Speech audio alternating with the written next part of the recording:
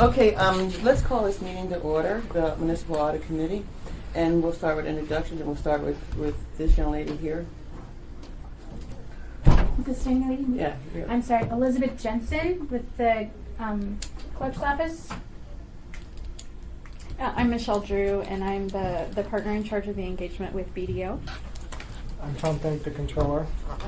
Scott Lee, Senior Auditor, Internal Audit Department. Tim Stevenson. George Michaelis, Municipal Bankers. Day Train Assembly. I'll be Greg Jackson, Chair Audit Committee. Anyway, the purpose of this meeting is an entrance conference with the auditors to talk about potential issues, and actually all the utility finance folks are supposed to be here also, but it was probably miscommunication. We'll not worry about that this time around. But I know that the audit has already begun and people's schedules gotten the way of having this meeting early, but it's a contract required meeting, and so that's why we're here. Hi, Lucinda. Hi. Okay, you have the floor, Michelle. Okay, great. I do have a couple of documents that I'm going to just pass around, and as Tom pointed out, we may be speed reading through one of the items.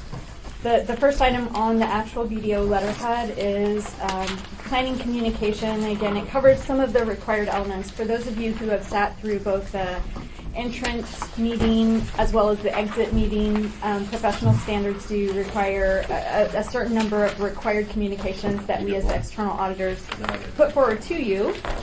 So I'm just going to go through, and because you're all very capable of reading, just hit the highlights.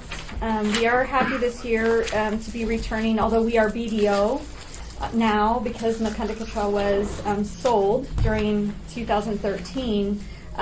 We're happy to at least report you're being served or continue to be served by the same personnel. I think we have a very good team of people who have familiarity with some of the processes and the way things work. So we're very happy to be having a strong repeat staffing on the engagement. We are using the work of internal audit. Mike Chadwick, as in the past, has assisted us with the utility portion of the audit, and Rasa is upstairs with us now working on the general government side of the audit. Again, independence. We are required to be independent with respect to the municipality. Management's responsibilities are clearly lined out. Again, our job as the auditor is to determine whether or not the financial statements are materially correct in accordance with generally accepted accounting principles. As the auditors, we don't set policy for you. We don't establish which accounting rules you follow. That is a management function. And our job is simply to audit the financial records to determine whether or not they're presented materially correct in accordance with GAAP. And then as far as a group audit, this is considered a group audit because the municipality has the external components, MLNP standalone, AWU standalone, but in addition to that, the Performing Arts Center, the ACDA, those are all also audited by BDO. So it's no problem for us to bring those in and incorporate that information into the overall CAFR. But in addition to that, police and fire pension is also part of your group, and that audit is actually performed by KPMG. So pursuant, again, to professional standards, we do place reliance on the work done by KPMG, and to the extent that the CAFR reports numbers for police and fire pension, our opinion is basically relying on that other set of auditors. And the standards just say that those auditors and we need to work cooperatively to make sure that happens. So. The overall timeline of the audit, again, as was mentioned, we started actually field work at the utilities in February. We've actually wrapped up the fieldwork phase at AWU already. We are on site at ML&P right now.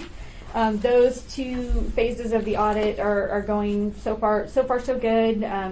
As expected, coming in, and things were pretty much ready for us. And then we don't at this point for AWU or MLNP have projected draft financial statement dates. So usually the way it works with those external utilities, we go in and do the actual fieldwork portion of the audit, and then usually 4 to 6 weeks will go by before they're able to actually generate the draft financial statements, which pushes the standalone financial statements out to a completion date that's not exactly the same as the CAFR, but it's closer to the completion date of the CAFR. That way we're sure that all of the elements are incorporated into the whole. So as far as where things are at, I completely apologize for not having scheduled this meeting back in December. I had the best of intentions. It just sort of fell through the cracks after the holidays or whatever, because normally this meeting would be taking place back then. But as far as where we're actually at today is the little one-page write-up, and even this item has a few revisions as of today. On the general government side, I would say we're definitely a little bit behind schedule. Right now, we're not. Our frontline team is here, and we have a lot of administrative type requirements that have to be met in the audit. So we're definitely not at a point where we don't have stuff to do or that we need to go back. But so we're working on the administrative phases of the file as well as the documents and items that have been delivered to us. But we are kind of behind schedule as far as the due date delivery schedule of work papers, and there are several items that are behind. At this point, we can't say with any degree of certainty whether that will hold up the back-end completion of the audit or not, because it's possible that we'll be able to make that time up because this is a pretty extended audit timeline. So our audit opinion date target is the end of May. And it's our goal to meet the June 10th assembly meeting. In reality, I don't know if that's going to happen. In the past, in the past 5 years, we have never made the first assembly date. We've always hit the second assembly date in June. So, but I want to keep that target date just as something to work for and a goal to shoot for. A single audit would follow the same timeline as the CAFR. We typically opinion date both of those consecutively, on the same day.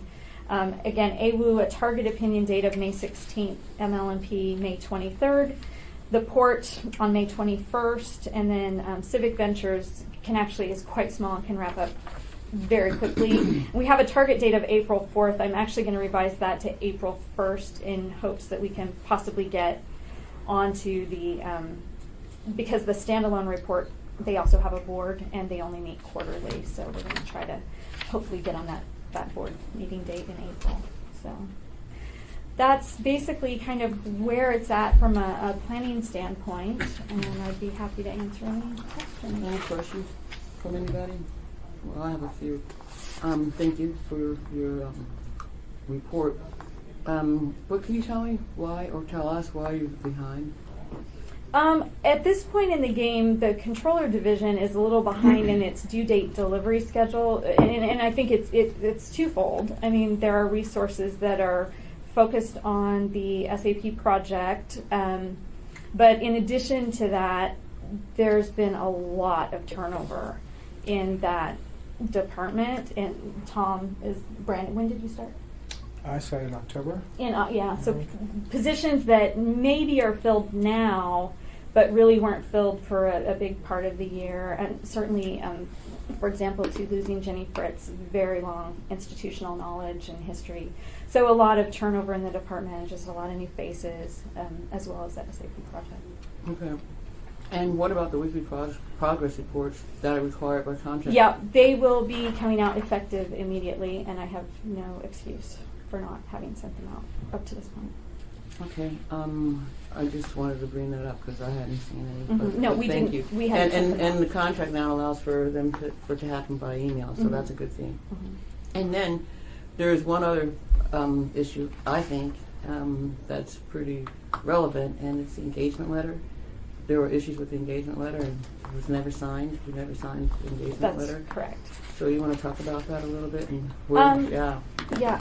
Well, as of this morning, Barbara Jones called me and said, "Were you involved in the meeting this morning?" I was sleeping. Oh, okay. I I apologize. just got in at 2 Oh, o'clock. yeah. I apologize. My understanding, internal audit, Mr. Askams, along with purchasing, Ralph Dwyer from legal, and Barbara, all met this morning, and they decided, and I'm not perfectly clear on the actual details, but the brief message was the municipality is not going to sign the engagement letter, and that the municipality's position is that the contract itself should stand in lieu of the engagement letter. With the kind of the caveat that there are certain elements of the engagement letter that somehow are in conflict with the contract, and because the contract has not yet been executed, that it would be very, very difficult at this point to get the contract amended to conform and align with the engagement letter. So based on the conversation I had this morning, the municipality's position is we're not signing the engagement letter this year, but we will work to resolve whatever those differences are between the engagement letter and the contract so that they can be in alignment and we can get both documents signed by next year. Okay, and just a tiny bit of history. We've never had any issues with the engagement letter before, but BDO is the new company, and there were quite a few changes in the engagement letter. And I think you may be able to speak to that, Elizabeth, just so people understand what we're talking about. Yeah, I don't go into all the details without it in front of us, but